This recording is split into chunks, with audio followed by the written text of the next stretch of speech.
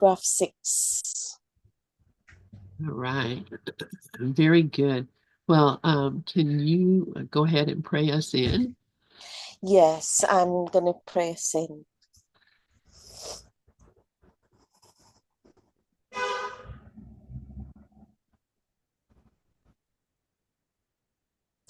I am here only to be truly helpful. I am here to represent him who sent me. I do not have to worry about what to say or what to do, because he who sent me will direct me. I am content to be wherever he wishes, knowing he goes there with me. I will be healed as I let him teach me to heal. Amen. Amen. Amen. So beautiful. Thank you so much. And make sure I got this right. All right. Chapter 4, let's see, section 4, paragraph 6. Is that correct, Iris? Oh, 100%, Lynn. You know where it says like, hang on, where are we? Chapter 4, section 2. Oh, section 2. Why did I go to section 4? It was in my mind, obviously. Yeah, we're And in, that paragraph 6. yeah, paragraph 6. All right. Okay. Oh, yeah. I remember thinking about babies last week. So who would like to read paragraph 6? I'll read it. Thank you, Rafi. Only those who have a real lasting sense of abundance can be truly charitable. This is obvious when you consider what is involved. Quote, to the ego, to give anything implies that you will have to do without it. When you associate giving with sacrifice, you give only because you believe that you are somehow getting something better and can therefore do without the thing you give. Yeah. Giving to get is an inescapable law of the ego, which always evaluates itself in relation to other egos. It is therefore continually preoccupied with the belief in scarcity that gave rise to it. The whole perception of other egos is as real as only an attempt to convince itself that it is real. Self-esteem in ego terms means nothing more than the ego has deluded itself into accepting its reality and is therefore temporarily less predatory. Right, yeah. This self-esteem is always vulnerable to stress, a term which refers to any perceived threat to the ego's existence. Yeah, if you don't give unconditionally, it ain't given. It's now what's in it for me, or no, I think this could be okay. And as long as there's a thought, there's a limitation. As long as there's a thought, you're coming from lack. As long as there's a thought, that's coming from separate. If the giving is unconditional, there's no reflection at all. Yes. Thank you, Rafi. So, in general, yeah, when we think about giving, it's usually to get something. So, uh, and maybe just to get a good feeling about myself, to raise my self-esteem, to make me feel like I'm not as guilty as I normally feel like I am. I win, $100 on a lottery ticket, and I give, 10 of it to the guy who sold it to me because, I'm grateful, but it's also because I have a superstition that if I hold on to all of it, then I won't get it again. There's an idea, and it's just not I haven't bought lottery tickets for a long time, but when I did used to buy lottery tickets, I had some little scheme going on in my mind about how to find a winner, or how to get a winner. And of course those were all just, pipe dreams, really. But you know, when we associate giving with sacrifice, uh, you think you're going to get something better out of it. But when you recognize that you're only giving them what belongs to them already, you're and that not just include uh, physical items, money, whatever. It also includes, and in fact is more important, that I give of myself, that I give of my love, that I give of the joy that I experience when I'm with the people that I love. We went over to our kids last night and played games, and you could just feel amongst everyone the gratitude to each other for being there, and with each other, and a part of each other. So I'm talking a lot of gratitude because today's lesson is all about, being thankful and having gratitude. But that the only way that I can really give it away is if I'm truly grateful for having it in the first place. So and then I have it. I don't even have it if I'm not grateful for it. So the whole idea of giving something away that I don't even have myself, that's where we fall into this fearful place when it comes to giving. I don't have enough of self-love. I don't love myself enough to love you. Have you ever heard people say that? I need to love myself before I can love you. I need to give to myself before I can give to you. And that just says I don't even know I have it in myself in the first place. So it is a sacrifice to give it to you. But when I recognize that all of it is inside of me, then there's no sacrifice giving it to you because it's all in you too. And the wellspring of abundance, it is just that. It springs for no reason. There's no, if you've ever been around a spring, a natural spring, there's no reason that water's coming out of the ground. Here in Colorado, we have that a lot, and it's very cool. And I really appreciate, that the ground is full of water that comes up for us to use. But that's because there's an abundance. If we had a drought, that water wouldn't be coming up. So, that's why, there is no lack of abundance in God. God owns everything. God has everything. God made everything. So, the idea that, God's broke somehow, just brings about an idea that I can be broke too. And broke as in not having any money. Dove, please go ahead.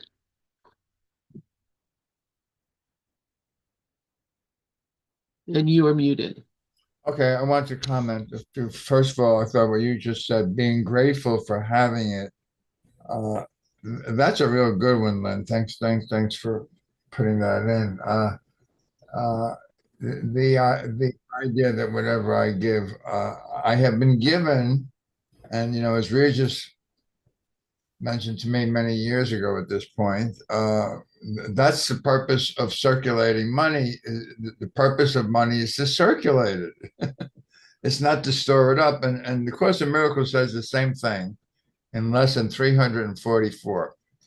It says, if you think you can store up things of this world as treasure, when you go back to look in your treasure house, you'll find that it's empty. It's empty. And, this whole thing, only those with a real lasting sense of abundance. That's how he starts this paragraph off. And I'm thinking of Rafi. Whenever Rafi says, no matter what happens, I always have more. Money's coming in from everywhere. It's just I have more. So the word more is a funny word because more is the Antichrist in the Course in Miracles, chapter 29, section 8. And it's the Antichrist because you think that you have to do, keyword is do more.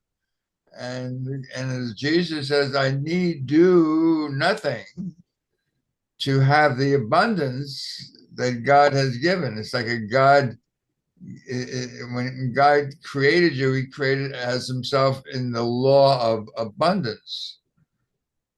That's about it. I see Sharon's hand is up and Iris, go ahead. Oh, I just want to thank Lynn for what she shared earlier that was so clear.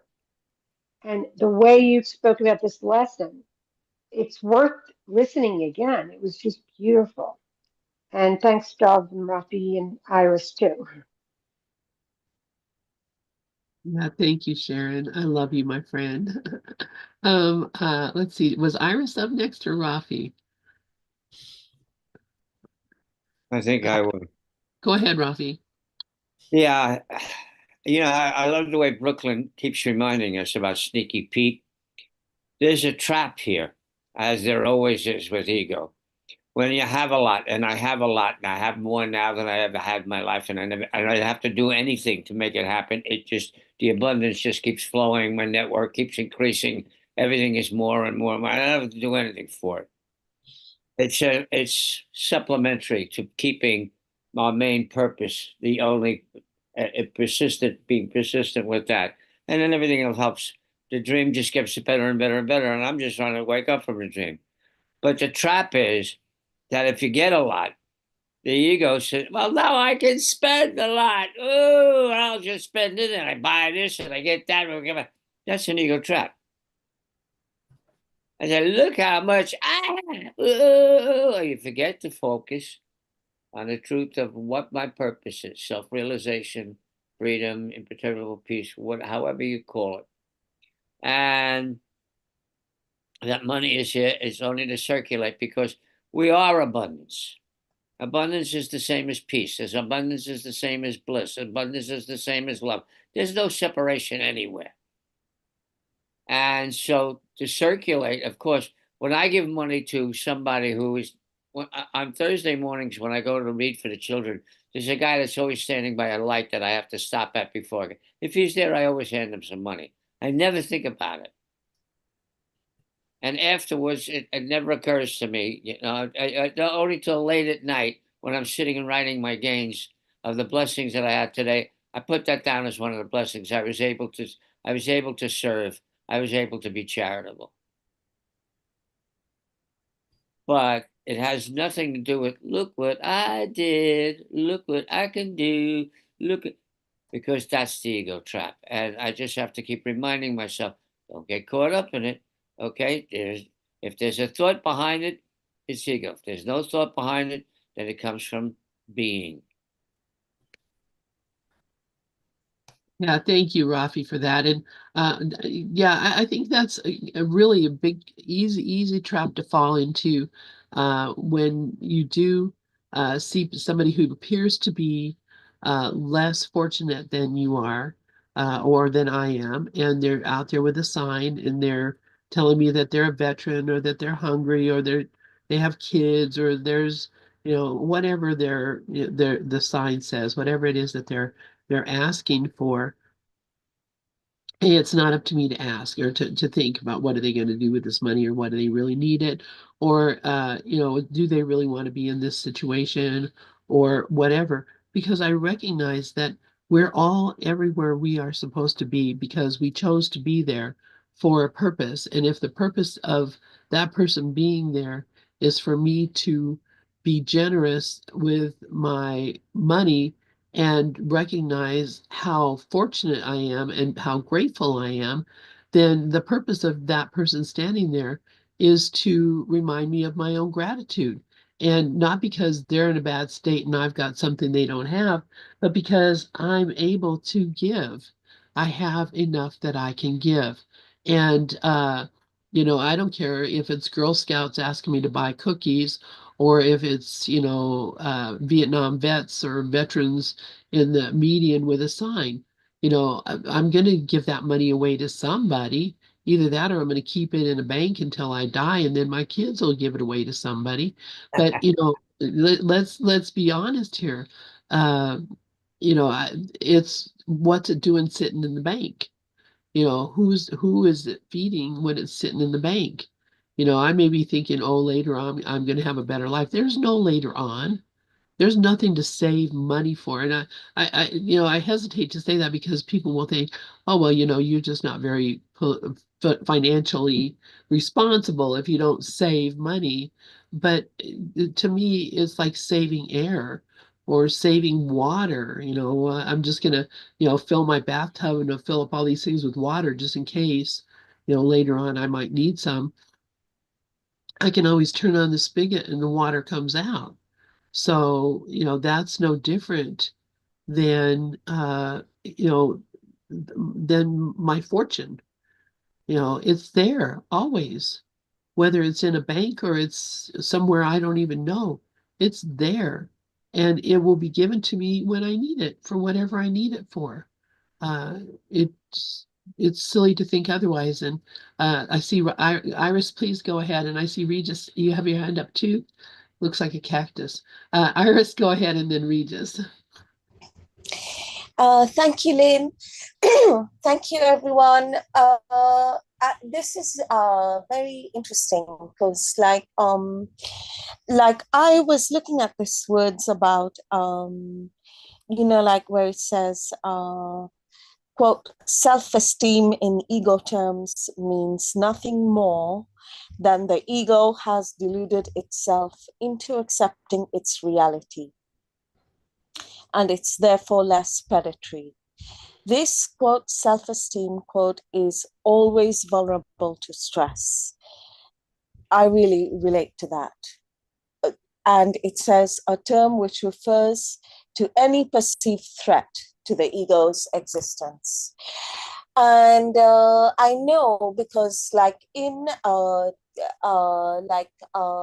one of in the fourth step inventory, in the 12 steps, like one of the parts of self, like if we have a resentment about something, it says, does this threaten my self-esteem? And and there's a lot of talk about, quote, self-esteem, and that we get self-esteem by doing estimable things, quote. And I mean, all this stuff. And to be really frank, nothing has worked. And none of those things have worked. Like to get self-esteem, you'll do estimable things and this and that. It just doesn't work, and there's no end to it. And but what is working is like the word confidence, quote, and the word self-esteem, quote, and lesson 47, God is the strength in which I trust. And somewhere it says that it is fully justified. It's fully justified to place my trust where let me just have a look at that lesson. And let me just read this one line, which I really, really love. And so it says something like,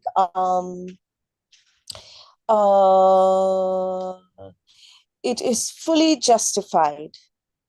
Can't seem to be able to find it, but it is here. Oh yeah, lesson 47. That it says that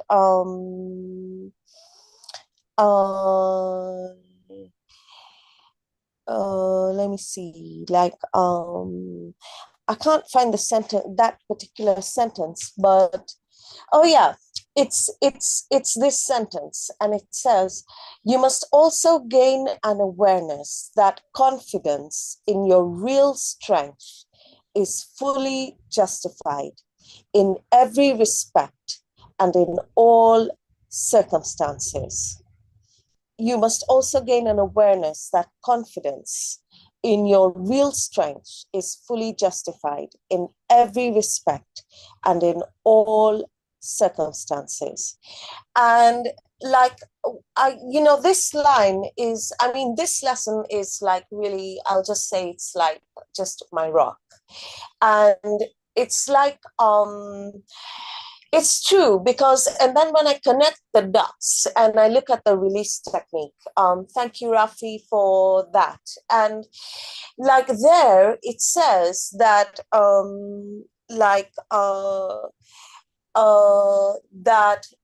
something like,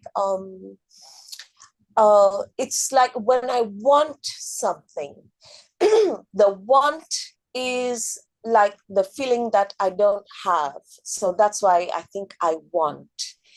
And it's like I want approval, safety, control, and non-separation or oneness, like I want.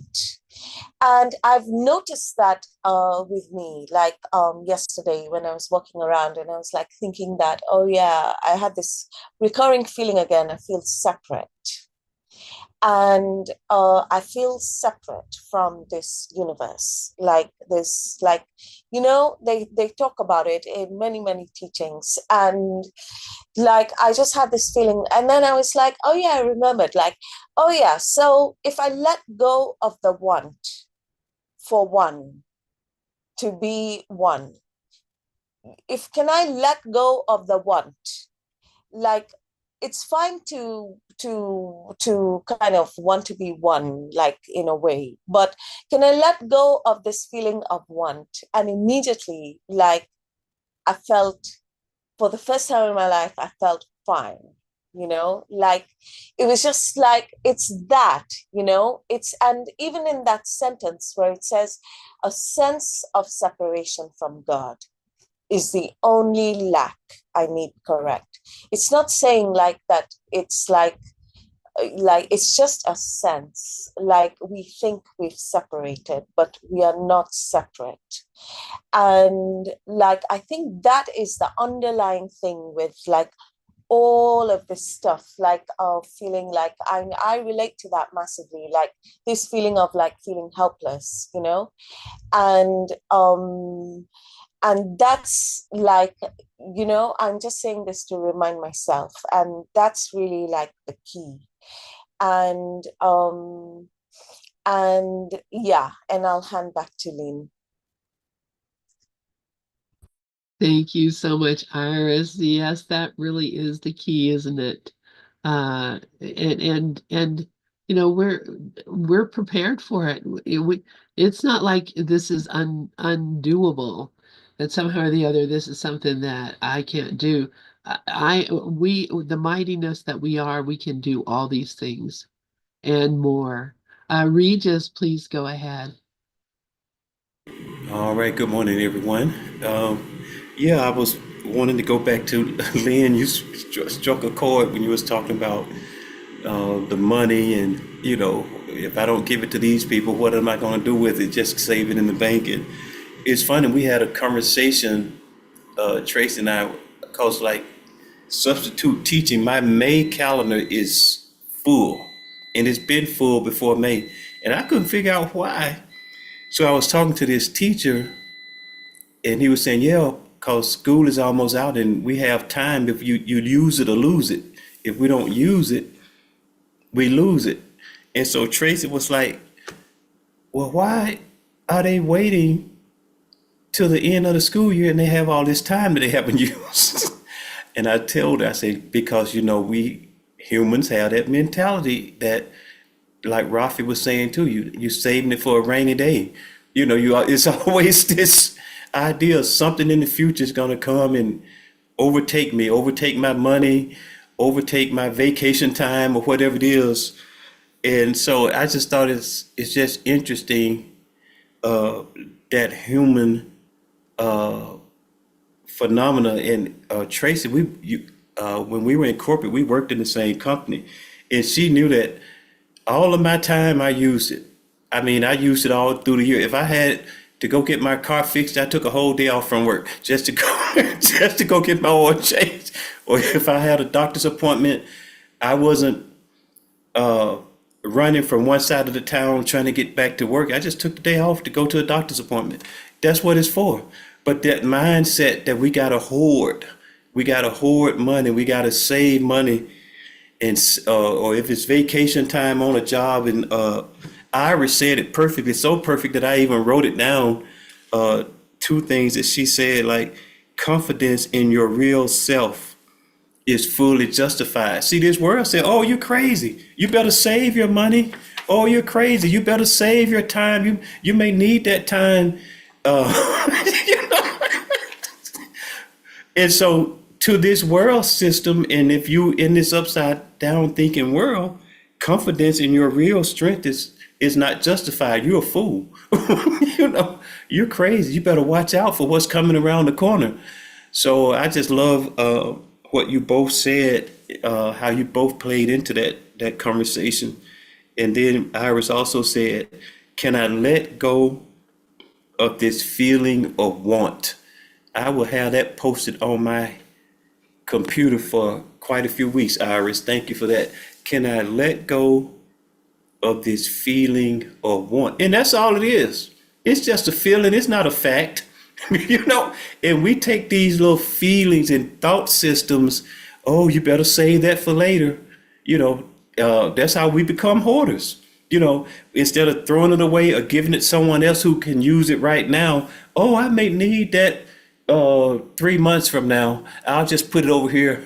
You know, and the next thing we got a garage full of junk.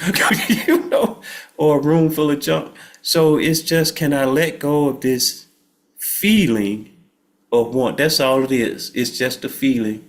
It doesn't require that we take action on it. We are safe. And Dove posted something this week in the last couple of days, I think on Facebook or somewhere, but it just reminded me that I'm perfectly cared for. There's no need to entertain those thoughts of lack and wanting. So thanks.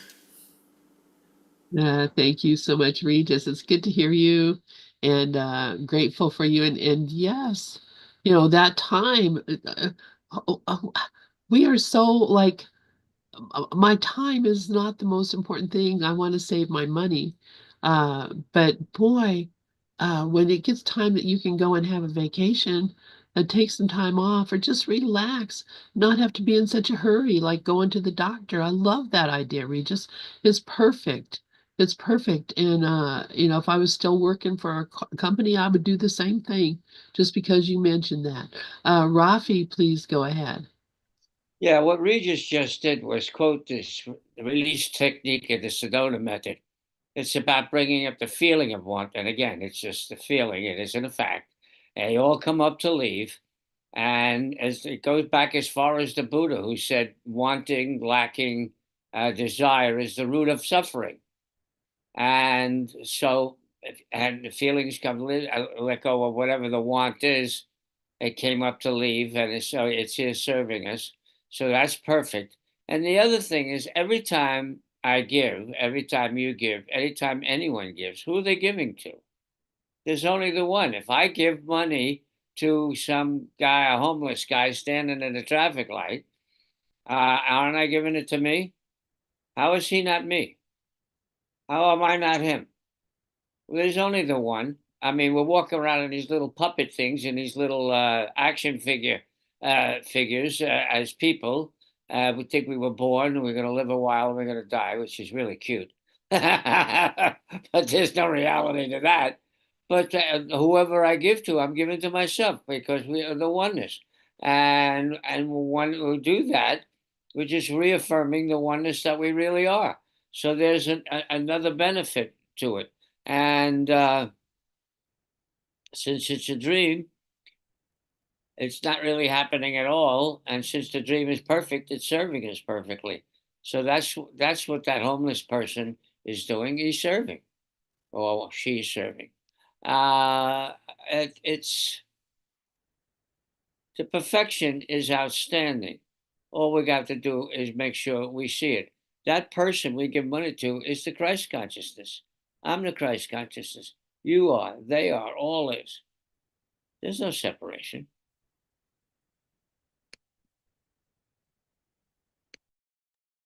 Thank you so much, Rafi. I love exactly what you just said.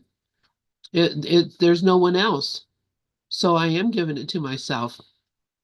And I've received it back from myself many, many, many, many times over. It's good to see you in here, Wayne. Sharon, please go ahead. I just want to thank Iris for what she said because that's what I needed to hear today.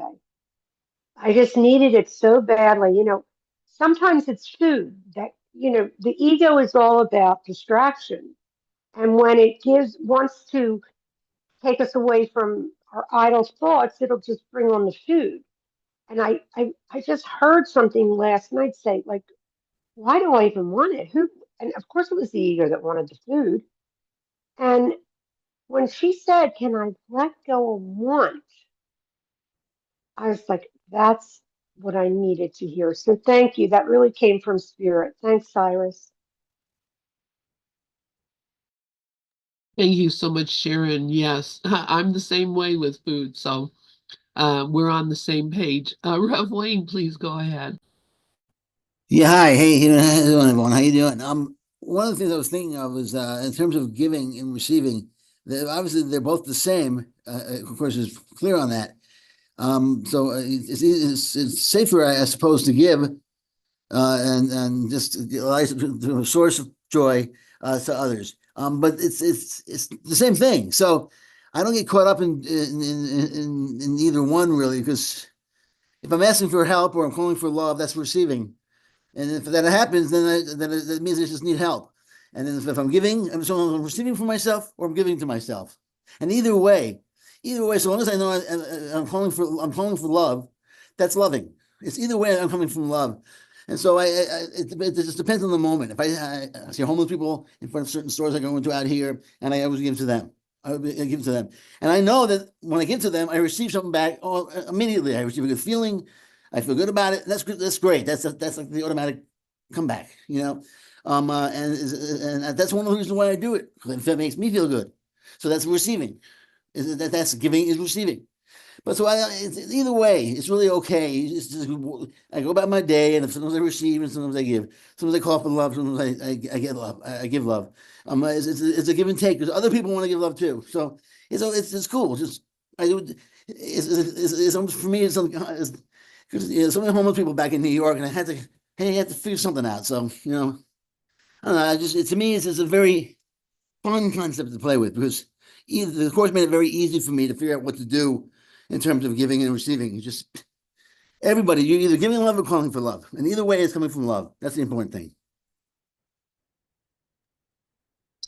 Yeah, thank you so much, Rev Wayne. That's beautiful, and thanks for coming in. The thing is, uh, we have to be grateful for those who have like chosen in their lives, in their situations to have a hard time, to be in trouble, to have fearful experiences, because that is what gives me a chance to give to them.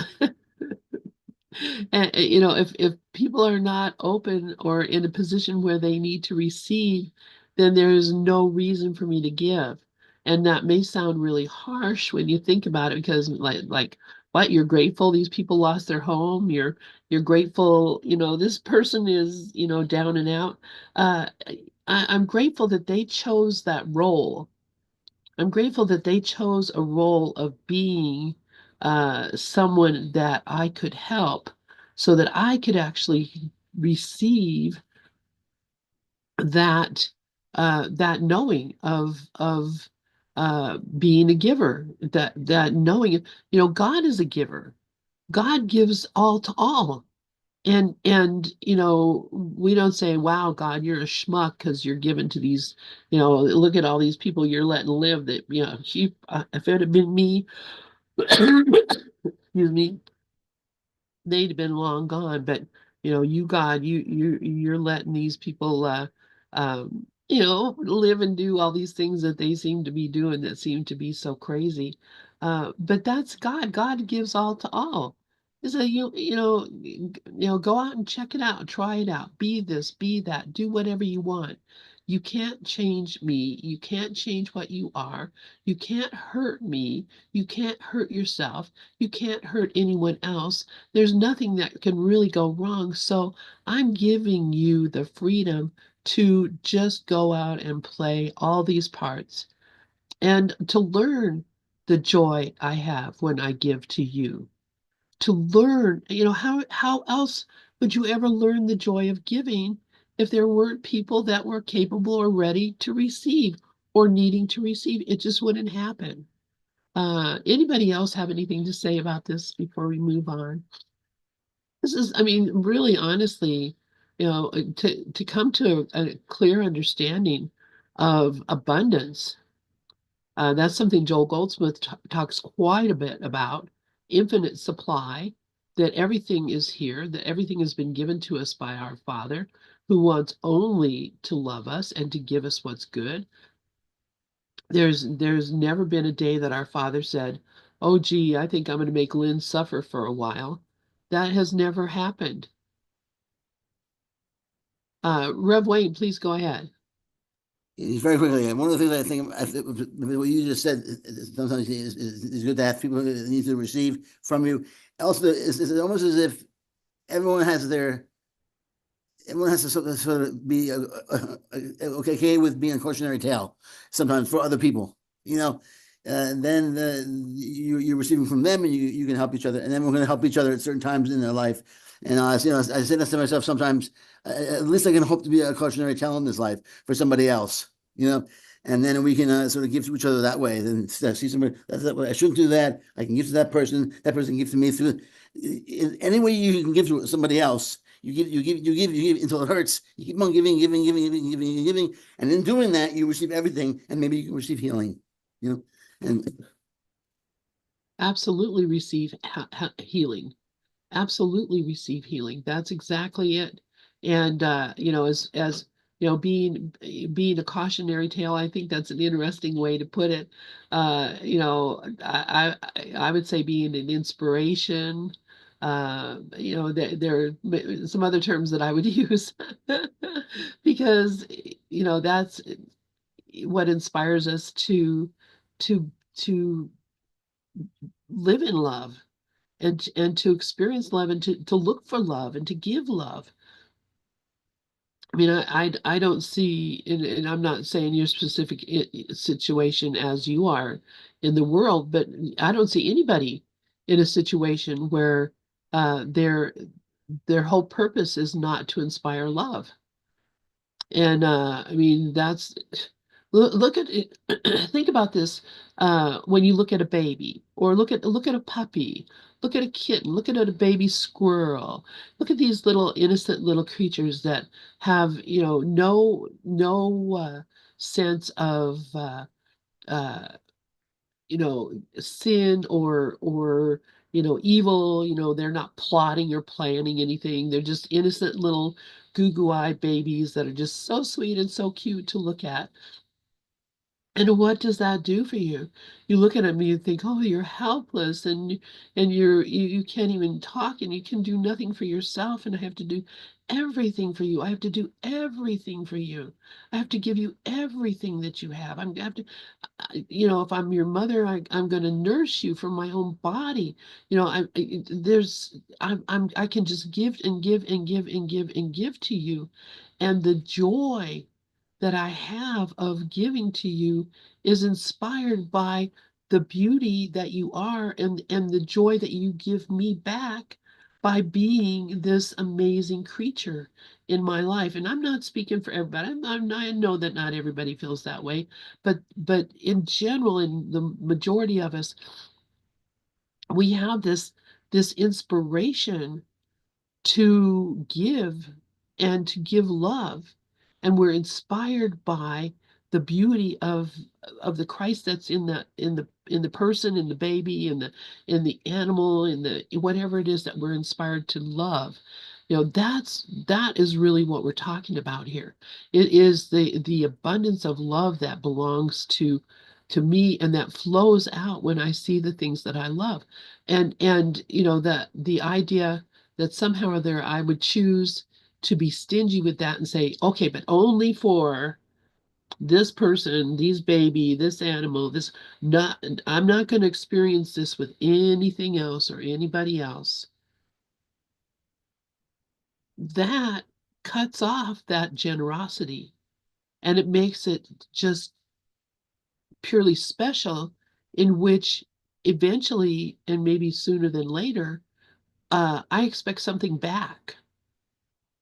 Right. So if my baby cries all night and I don't get any sleep and I, have to go to work in the morning and I'm having a difficult time, all that goo goo love gaga of that helpless baby can sometimes turn into, something that's not that filled with love because I'm not receiving now what it is that I think I inspired by giving out the love. And if I have centered myself on this particular situation, there's no help around me. There are no, like in the olden days when families would live together and they'd have the grandma and the aunts and uncles and everybody, there'd be somebody there to pick up that baby, and to take a part of my burden away and to help me out. But we become so insular and continue to insulate ourselves even more and more that we don't have that field of love to draw on when we fall into this place of running out because why? Because there's not this mutual giving and receiving that's going on that is natural and normal for us. And I don't know if that's making a lot of sense, but I feel really inspired to talk about that because this is why we join in community so that we can inspire each other to keep up there and keep going and to be there, to be able to give of ourselves even more and more. So, this is not a small thing. This giving and receiving, why do you think the first lesson of the Holy Spirit is to give all to all? Is not because that's the least one. The first one is that because that is what sets me into the principle of a reality in which nothing is excluded and all is included. And this is what we're talking about here. Uh, the true charity. What does Jesus say to us in uh, um, chapter 2 about true charity? It's seeing someone as being far beyond where they seem to be. You're looking at a person or anything and seeing it as being far beyond what it really appears to be. So if I look at a person and I don't see the Christ, then I'm not really using true charity. If I look at a person and I see, you may be, a bloody a-hole, but I'm telling you what, you are the Christ, and I see that, and I'm willing to see that, and I want to see that. That's true charity. It's giving something that I don't even know I have to someone who I know has it too. I know that if I see that in you, I will find it in me. That's true charity. So it really talks to me. This is really talking to me about how I use people, use relationships, use situations to either ingratiate the ego, give the ego more self-esteem, or to actually be truly charitable and to learn to see with love. So does anybody else have any comments on paragraph 6? Rafi, please go ahead. Yes, I just wanted to comment on that sense of community that you were talking about. There's a series of books out by the Sedona Method called Happiness is Free and Easier Than You Think. And what they are there are 5 of them, and they are Les Levinson's tapes that have been put into print because who uses tapes anymore. And in the beginning of the book, Hale Dwoskin lays out the whole construct of how the release technique works and how to use it correctly. At the back of the book, there's a whole chapter on creating a community of people who are of the like consciousness so that you can get together and share it. That's what we do here. Lester called it keeping holy company. That's what people who already study inquiry do. That's what people who only study Ho'oponopono do. That's what people who, even congregations in church and synagogues, aren't they doing the same thing? They're all coming together and lifting their consciousness because the strength of joining together of consciousness raises consciousness by itself. That's one of the great gifts of it. And there's who came up with this? Divine guidance. Somebody didn't sit in the cave one day and go, if I get together with a bunch of fellas and we all get together and we start acting this way, it's going to be better. Nobody did that. That's divine guidance working toward us, bringing us together. And so we can use the power of collected consciousness to raise our consciousness. Thank you. Thank you, Rafi. Absolutely.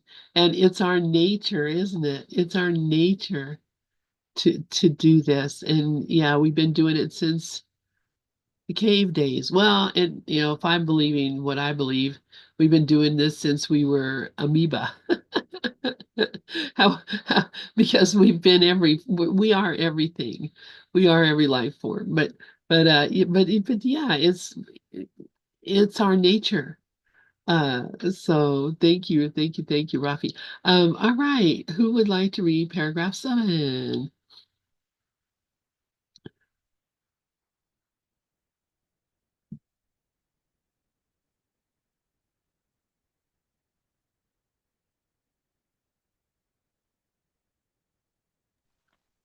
I will. Thank you, Sharon.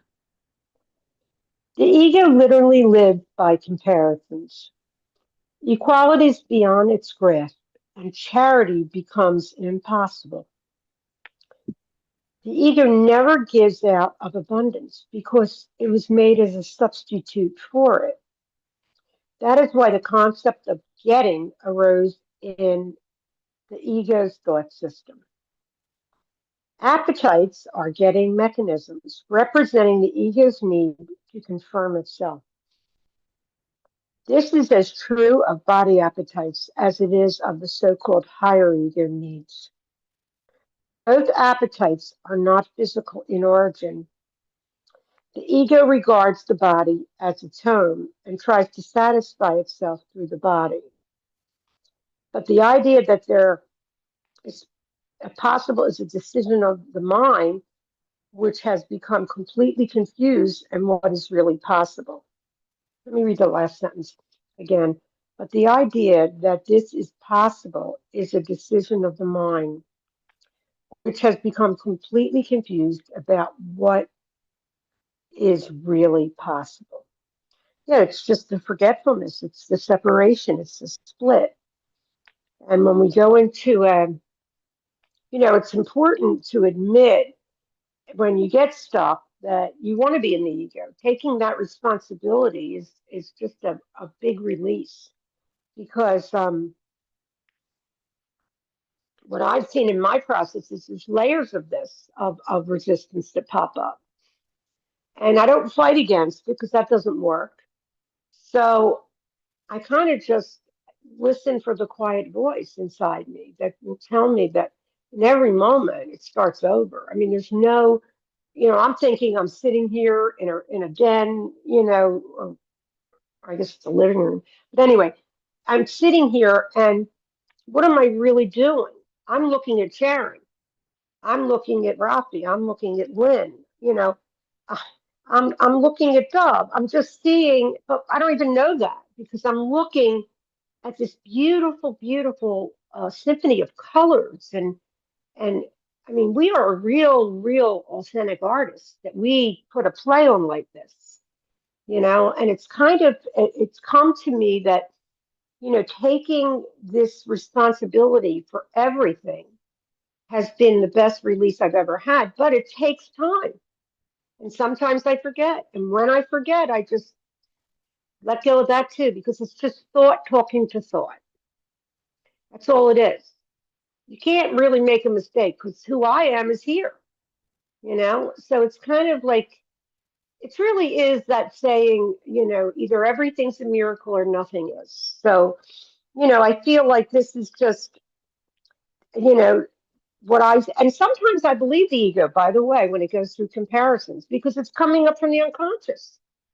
But then you can laugh at that too, you know. And one of the things I think that's helped me recently more than anything else is when I don't take this process seriously, because only the ego takes it seriously.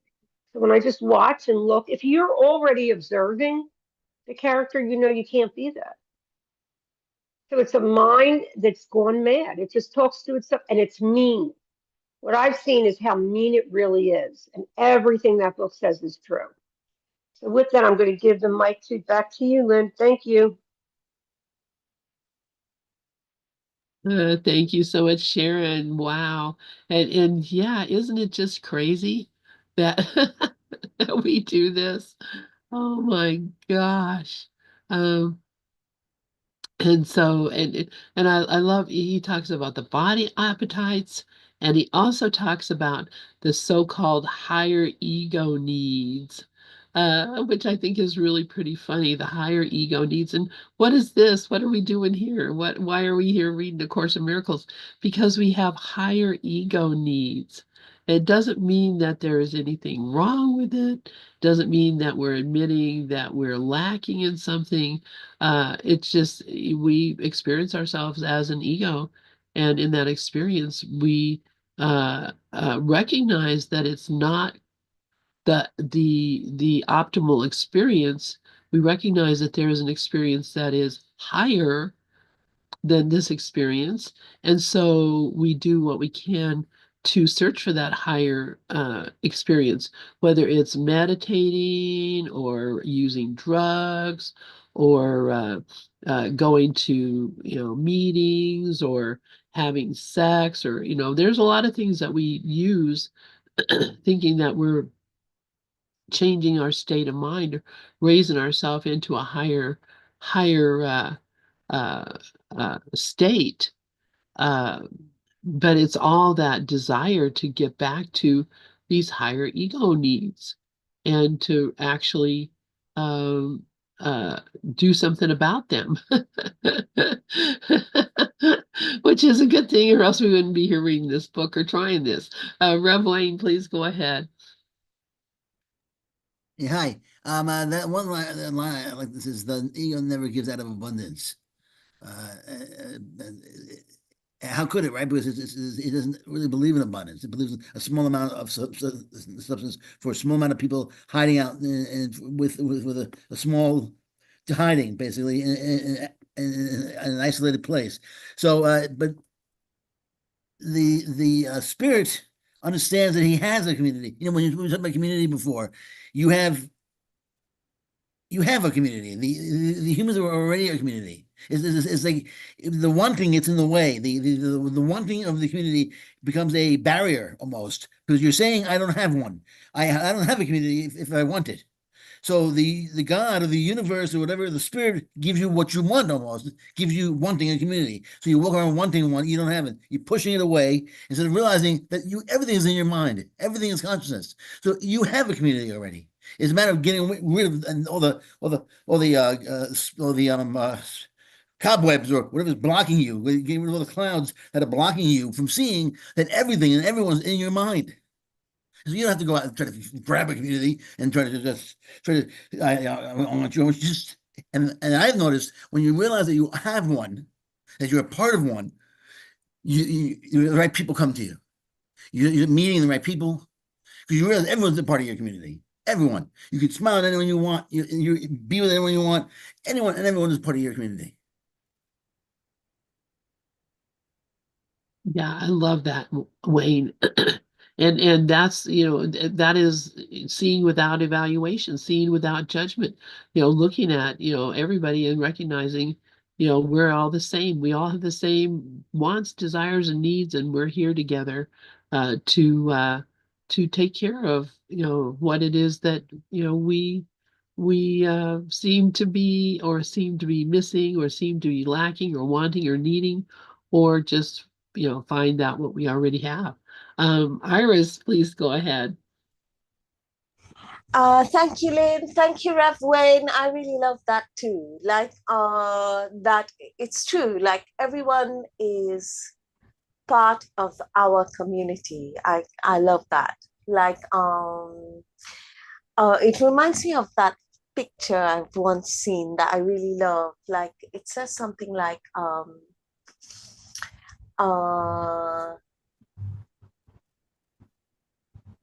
it says something like religion is love, race is human, and something else is something else. There were like three things that I really, really love. Like, and that's amazing. And it's not just humans, it's like animals as well, and birds. And I really love that. I think it's really that is God is in everything I see, because God is in my mind. And I really, really love that. And the other point that is I saw this week is that that lesson that says that I am spirit, or the other lesson that says I'm not a body, I am free. I'm still as God created me. And this thing about spirit, this is what we are. But like when it says body, it also means thought. I didn't remember that, and now I see. Like, because there are teachers that sometimes say that it's possible for them to remain a little bit without thought, or they can turn their thought off when they don't need it, and they can switch it back on when they do need it, like a machine. And like, and even like just for a second, like if we take a quiet, like if I take this, I know there are teachers that recommend it, like, and if I just be for a second, and I just be aware of, and it's amazing. And it becomes really obvious that I'm definitely not the thoughts in my mind, 100%, because I'm aware of them. And like, and the other thing that Rev Wayne just reminded me is, yeah, it's true. Like that we kind of just live in our thought. Our world is our thought. Everything is in thought, in the mind. And that makes really perfect sense, that everything is in the mind of God, that is us. And so that makes really a lot of sense. And I'll hand back to Lynn. Well, thank you so much, Iris. Yes, yeah, it is. Everything is in the mind. I love it. Rafi, please go ahead. Yes. Oh, that was that was spot on. It really was. Something just hit me. It hit me a long time ago, but ego makes you forget what's good, and it always goes to how can I suffer now? But what occurred to me is that I spent my entire career as an actor, 60 years or so. And what I was done was somebody hand me a script and I'd take a look at the character and I'd create the character and then play that character the best I could so that the play could be fulfilled the way it's supposed to be. But isn't that what we're doing now? Isn't that what all of us are doing? We're playing these characters in this dream, to fulfill what the dream is so we can learn from it. And so I looked at this, but this Rafi character is just a character that I've been playing since I came out of my mother's womb, who was also playing the character of the mother. And and the character's been so well designed by the divine guidance, by the divine intelligence that we are, that runs this entire universal dream perfectly, moment by moment, so that I can fulfill, well, reach fulfillment. But if I don't see it that way, if I look at the character and think the character's real, then the character needs things. And we're right back to wanting again. Lester used to say, everybody is seeking fulfillment, but look, they're looking, because they think they're a person, they're looking for it in the world where it isn't. And what the character is here to do is to shed the character and be what, and re-reveal to ourselves the fulfillment of what we really are. This came to me in a flash, and I thought, oh my God, I remember this from years ago. What happened to it? Ego made me forget it. Well, can't do it permanently because it's not in charge. The divine presence is in charge, and that's what I really am. That's it. And that's all that is. So yeah, and I love that because it's such a clear example of how we're playing the part. And I mean, I know that there's actors who have in the middle of the play or the movie just said, "Hey, I can't do this. This doesn't make any sense to me," and thrown down the script and walked off the stage. I don't know. Like, oh, how did I get here? And why are all these people looking at me? I don't think that's Rev Wayne, please go ahead. Wayne's an actor too. That's funny. Yeah, one of the things I've always I used to compare to was I call it the divine farce, because a farce tends to be a play that's where what's happening is improbable or impossible, but the players, the actors, respond as if it's real, emotionally honestly, as in the ghosts or goblins, things are happening that are highly improbable, or just situations is could never really happen, or wouldn't probably never happen, but they're responding as though it happens all the time, or it just could happen, and very, very emotionally. And it's sort of similar to what we're happening here. If you look at the world, the laws of physics are the laws of ego. Everything, this can never happen. There can never be time. There can never be death. There can never be birth. All this stuff can never really happen. But we're responding as though it's really happening. We're responding to this is real, man. This is really happening. But it's not. None of this is happening. It's a play. We're responding truthfully in an imaginary circumstance, which is one of the definitions of acting. We're responding truthfully in an imaginary circumstance. So imagine that's what we're doing. Every circumstance that we're in, every situation we're in, everything about this world is an imaginary circumstance. And but we're responding truthfully to it. We're doing it automatically. We're doing it unconsciously. So we want to try to respond to truthfully to it, but what is it really? It's an imaginary circumstance. And once we realize that, then we can pull away from it and watch the play and see instead of being insane and thinking that we are the play, we are the character. Yeah, and boy, would it be insane for you to think that you were that character. Although I've seen, again, shows and movies about people who, thought they were cast as a character and came out of the play or came out of the. In fact, we watched that Twilight Zone. The guy, he became the He's character. cut. He's in the middle of his life, and he hears cut. Yeah. Can you imagine that? Cut. What the hell? Oh my gosh. No clue what's going on. That's hilarious. Well, all right, you guys, I guess our time is up. I appreciate y'all so much for being here with us this morning. We are going to start, I think, figuring out a time when we can watch some movies. And that's what I'm hoping is to take some time where we can just come in here and watch movies, not broadcast anything, just be here. So we'll see how that works. Because I can have up to, I think, 30 hours or something on this open on this You Man, yes, oh, I'm ma'am. sorry. No, no. I just wanted to say that